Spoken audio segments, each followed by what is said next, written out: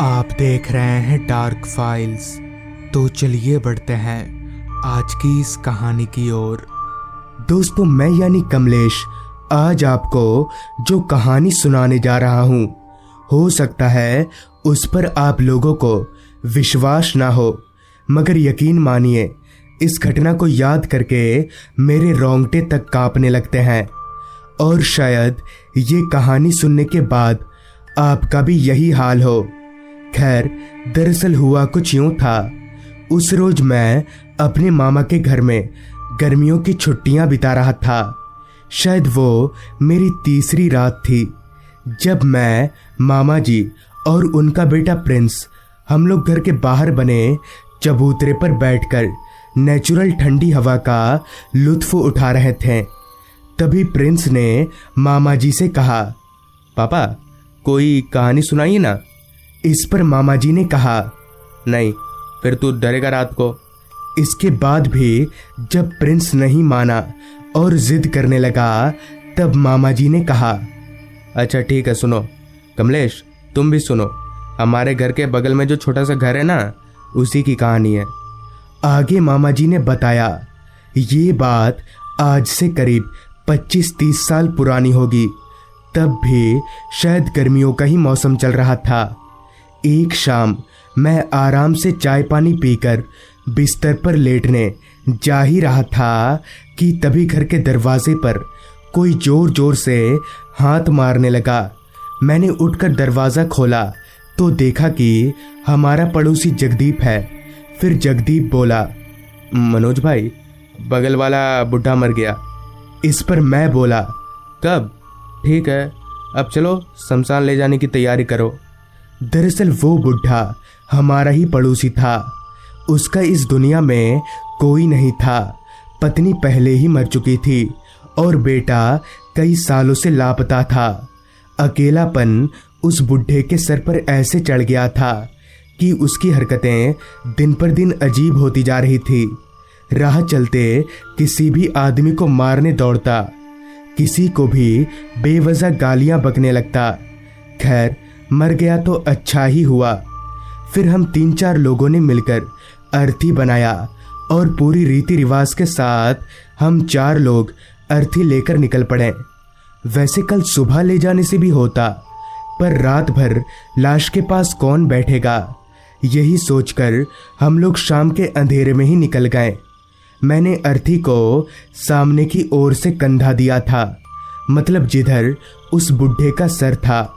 चलते चलते मैंने एक नज़र आसमान की ओर देखा। काले बादलों ने आसमान को चारों तरफ से घेर लिया था। बीच बीच में बादलों की गर्जन पूरे फिजा में गूंज जाती। तभी मेरे बगल में चल रहे जगदीप ने कहा, भाइयों थोड़ा जल्दी चलो, देखो बारिश आने वाली है। जगदीप ने अभी इतना कहा ही था कि तभी मैंने जिस हाथ से अर्थी को पकड़ा हुआ था, उसी हाथ को किसी ने एकदम से पकड़ लिया। वो हाथ बर्फ की तरह ठंडा था। मैंने ठिठक कर अपना हाथ छुड़ाने की कोशिश की और छुड़ा भी लिया। मुझे लगा शायद अकड़न की वजह से लाश के बदन में हरकत हुआ होगा। यही सोचकर मैंने बात को हवा में उड़ा दिया। अगर बाकियों को बताता तो खामखा वो लोग भी डर जाते। कुछ देर ऐसे ही चलने पर हम लोग शमशान पहुँचे। जैसे ही हम लोग शमशान में दाखिल हुए कि अचानक ही बहुत तेज बारिश आ गई। शमशान में बने एक शेड के नीचे हमने लाश को रखा और खुद भी वहीं खड़े हो गए। उस घने अंधेरे में रोशनी का एकमात्र जरिया शेड की खुट्टी पर टंगी एक लालटेन ही थी। वो भी तेज हवाओं में जूझ रही थी। टीन के शेड पर टिपटिपाती बारिश की मोटी बूंदों के अलावा और कोई आवाज़ मेरे कानों में आ नहीं रही थी। बहुत देर तक इंतज़ार करने के बाद भी जब बारिश नहीं रुकी, तो मेरे और जगदीप के अलावा और जो 2 लोग आए थे, उन्होंने कहा, तुम दोनों यहीं रुको, हम लकड़ी का इंतज़ाम करते हैं। और इतना बोलकर वो दोनों भींगते भींगते ही वहाँ से चले गए। बारिश हर पल बढ़ती ही जा रही थी। मेरे और जगदीप के अलावा अब आसपास कोई जिंदा इंसान नहीं था। अभी हम लोग वहां खड़े खड़े इधर उधर देख ही रहे थे। तभी जगदीप ने एक दबी सी घबराई हुई आवाज में कहा, मनोज ये लाश हिल क्यों रही है? जगदीप की बात सुनकर उस माहौल में शायद एक बार के लिए कोई भी डर जाता, मगर मैं नहीं डरा। मैं उस धुंधली सी रोशनी में नजरें गड़ाकर उस कफन में लिपटे उस लाश को देखने लगा। लेकिन सब कुछ तो सामान्य ही था। ना तो वो लाश हिल रही थी और न ही कुछ ऐसा वैसा था। सारा कुछ देखने के बाद मैंने जगदीप से कहा, नहीं तो कहाँ लाश हिल रही है? दारू वारू पीकर आया क्या? मेरी इस बात पर जगदीप कुछ बोलने जा ही रहा था कि तभी तेज हवा के झोंके से काफी देर से फड़फड़ाती लालटेन की लौ अचानक से बुझ गई। लालटेन बुझते ही किसी ने मेरे दाहिने हाथ को कसकर पकड़ लिया। तभी मैं बोला, क्या यार जगदीप, इतना भी क्या डरना, हाथ छोड़ मेरा। इस पर जगदीप ने जो कहा वो सुनकर मेरा पूरा शरीर कांप गया। मैंने कहा तेरा हाथ पकड़ा है? जगदीप से ये सुनकर मुझे याद आया कि जगदीप तो मेरी बाईं ओर खड़ा था। तभी मुझे ये एहसास हुआ कि वो हाथ बर्फ की तरह ठंडा है और उस हाथ में जिस तरह का खरखरापन था उससे ये साफ था कि वो किसी उम्र दराज आदमी का हाथ है। मैं ठिठक कर पीछे हट गया और उस हाथ को अपने हाथ से अलग कर लिया। इतने में ही जगदीप ने लालटेन जलाने के लिए अपना लाइटर निकाला। लाइटर की रोशनी में मैंने जब आसपास देखा तो वहां कोई नहीं था, मगर हाँ, वो जो लाश थी उसके चेहरे पर से कफन हट चुका था। उस बुढ़े के चेहरे पर एक हल्की सी मुस्कुराहट थी, जैसे वो मेरे ही ऊपर हंस रहा हो। खैर, जगदीप ने लालटेन जलाया। वो दोनों लकड़ी लेकर अभी तक नहीं आए थे। थोड़ी देर पहले की बात अभी मैं सोच ही रहा था कि तभी जगदीप बोला, सुनना, तू रुकेगा यहाँ पर? आज सुबह से पेट ठीक नहीं है, मैं जरा हल्का होकर आता हूँ।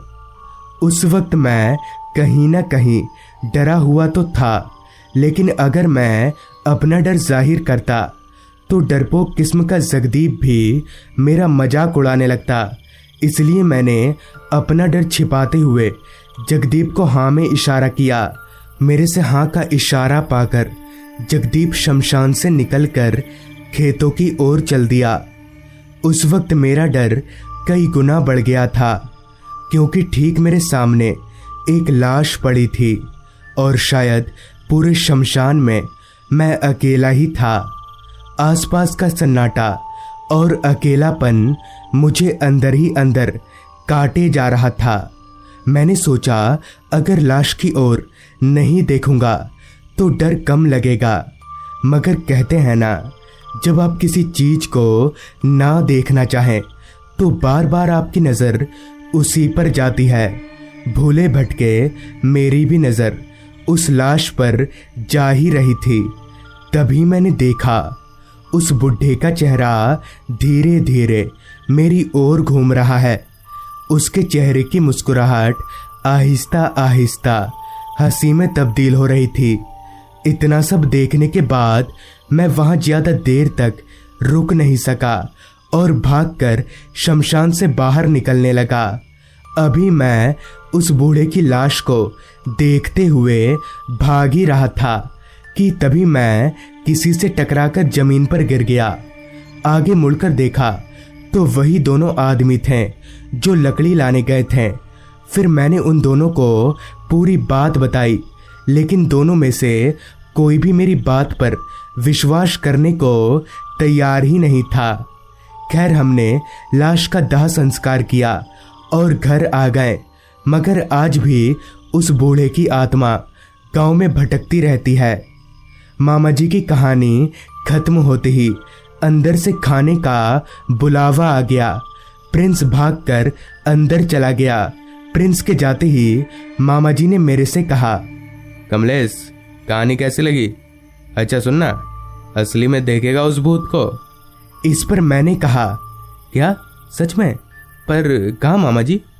इस पर मामा जी ने हमारे घर के बगल में जो एक छोटा सा खंडर जैसा घर था उधर इशारा किया और कहा, आज रात को तू मेरे साथ उठना। फिर मैं और मामा जी अंदर आ गए और खाना पीना करके सो गए।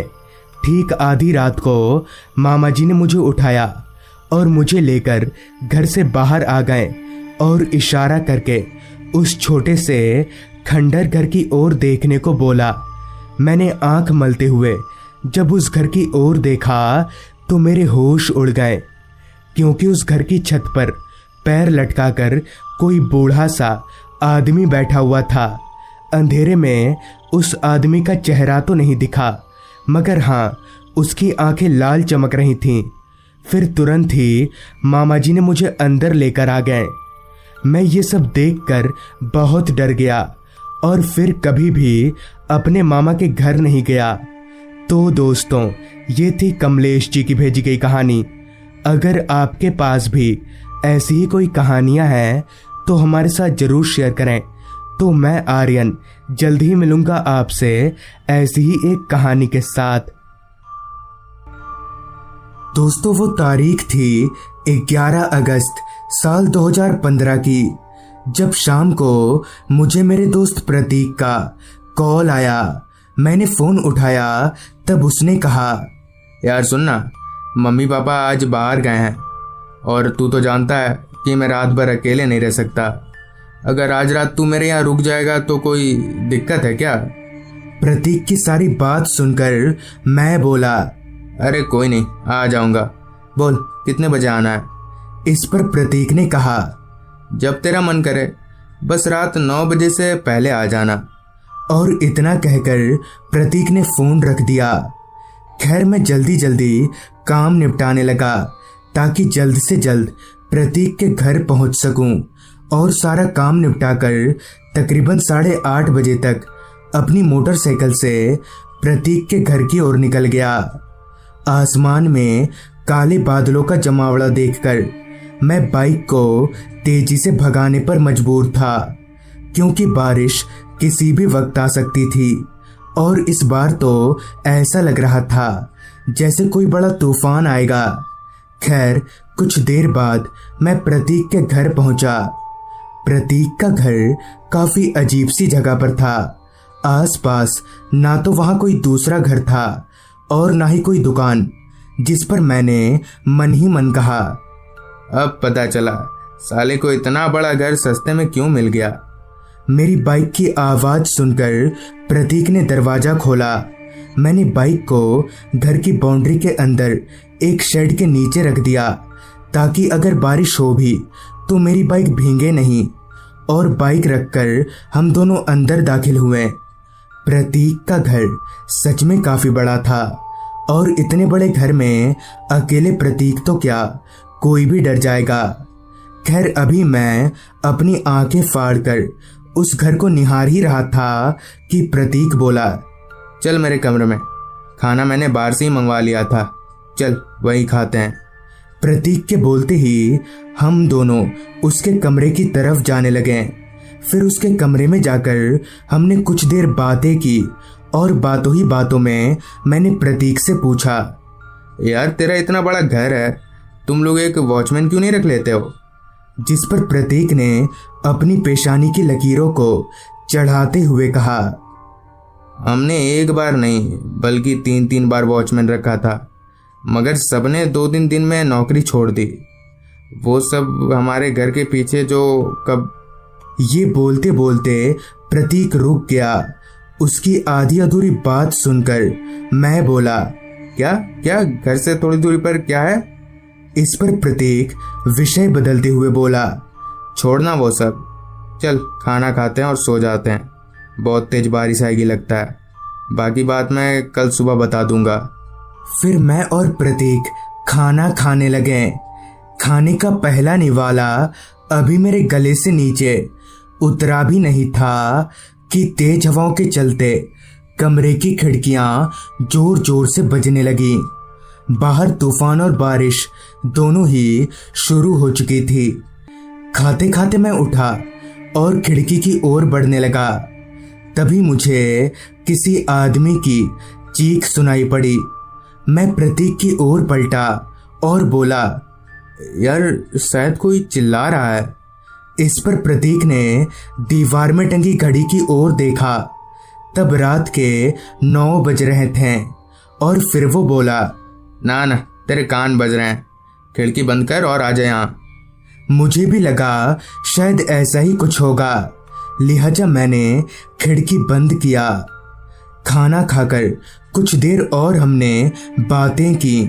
फिर बिस्तर पर लेटे लेटे ही मैं कब सो गया कुछ याद नहीं।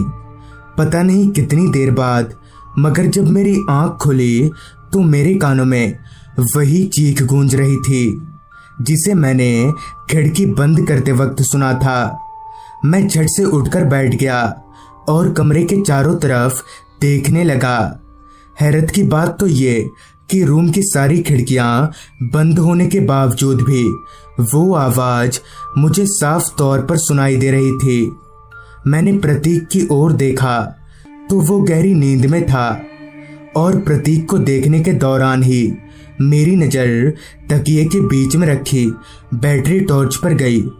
मैंने वो टॉर्च उठाया और प्रतीक के कमरे से होकर घर से बाहर निकलने लगा, ये पता लगाने के इरादे से कि आखिर ये आवाज़ है किसकी और कहाँ से आ रही है।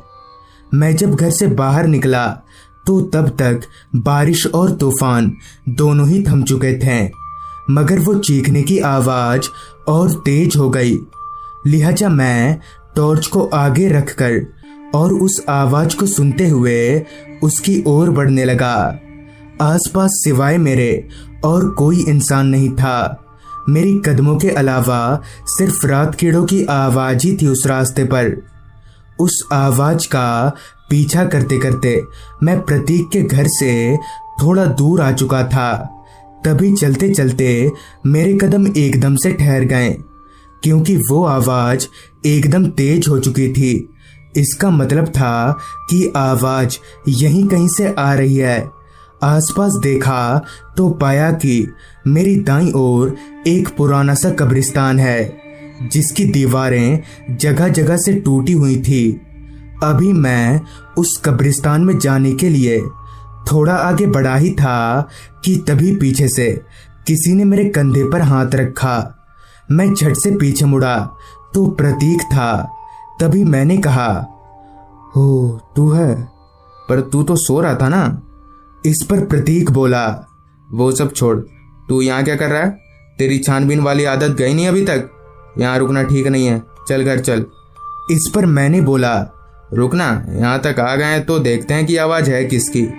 जिस पर प्रतीक ने थोड़ा गुस्सा होते हुए कहा, अबे तू पागल है क्या? तुझे इस कब्रिस्तान के बारे में भी पता नहीं है, इसलिए तू ऐसा बोल रहा है। पहले पहले तो प्रतीक अंदर ना जाने की जिद पर अड़ा रहा, मगर जब मैंने जिद पकड़ी अंदर जाने की तो उसे झुकना ही पड़ा। फिर मैं और प्रतीक कब्रिस्तान की उस टूटी हुई दीवार को फान कर अंदर दाखिल हुए। तो जैसे ही हमने कब्रिस्तान के अंदर पैर रखा कि वो चीखने की आवाज़ और भी तेज हो गई। खैर मैं और प्रतीक आगे बढ़ते रहे। चूंकि वो कब्रिस्तान काफ़ी पुराना था, इसलिए कहाँ कब्र है और कहाँ ज़मीन उतना समझ नहीं आ रहा था।